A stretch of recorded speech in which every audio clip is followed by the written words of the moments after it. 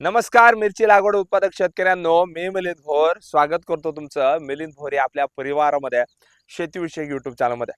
शेतकरी मित्रांनो, खरं तर भरपूर दिवसानंतर आज आपण मिरची पिकाची माहिती तुमच्या समोर घेऊन आलेलो आहे. मिरची पिकाचं नियोजन करत असताना सर्वात महत्त्वाचं येतंय तर ते म्हणजे मिरचीचं योग्य नियोजन.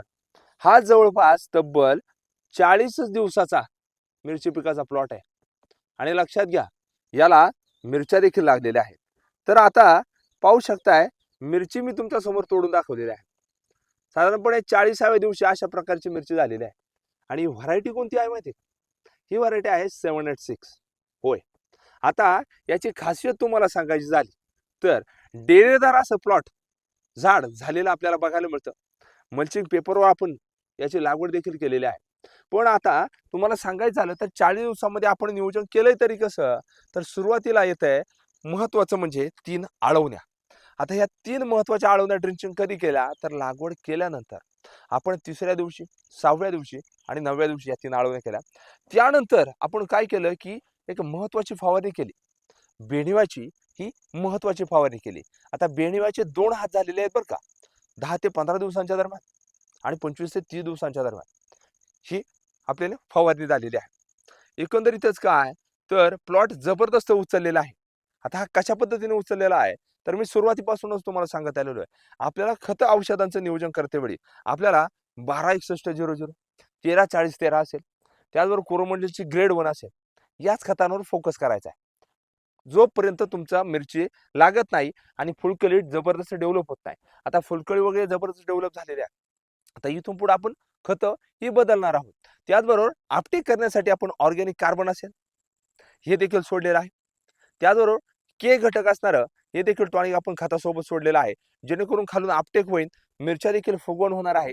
कलर शायनिंगसाठी आपण कॅल्शियम बोरॉन याची देखील यामध्ये वापर केलेला आहे, खालून पाण्यातून सोडलेला आहे. तसेच वेळच्या वेळी आपण जैविक खतं एन-पी-केच्या बॅक्टेरिया असतील ह्या देखील सोडलेल्या आहे, मायक्रोरायझा देखील सोडलेला आहे. जेणेकरून पांढऱ्या मुळे जास्त प्रमाणात चालतील.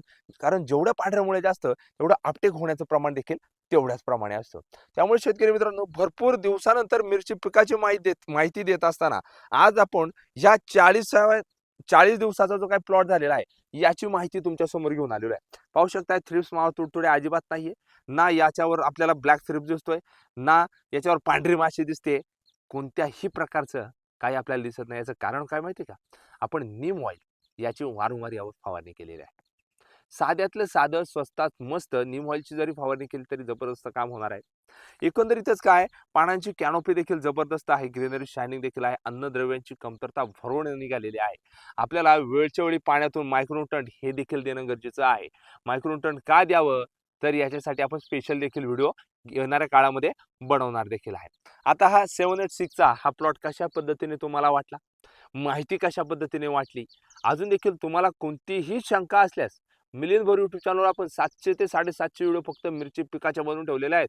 हो शेतकरी मित्रांनो, कारण ह्या टेम्परेचरमध्ये आपण अशा पद्धतीचा प्लॉट जमवलेला आहे. 40 दिवसाचा प्लॉट हा केलेला आहे.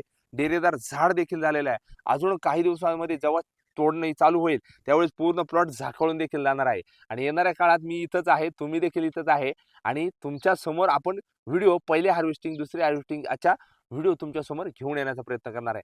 नेमकी कोणत्या फवारण्या करायला पाहिजे, मिरची लांबीसाठी काय नियोजन केलं पाहिजे, कलर शायनिंगसाठी काय केलं पाहिजे, फुगवण्यासाठी कोणती खतं औषधं दिली पाहिजे, याची संपूर्ण माहिती येणाऱ्या काळात घेऊन येण्याचा प्रयत्न करणार आहे. त्यामुळे ही माहिती आवडली. 40 दिवसाचा मिरची प्लॉट कशा पद्धतीने तुम्हाला वाटला? सबस्क्राईब नक्की करून ठेवायचं आहे. आणि भरपूर शेतकऱ्यांच्या आता कमेंट्स येतील की 40 दिवसाचा हा प्लॉटच नाहीये बुवा.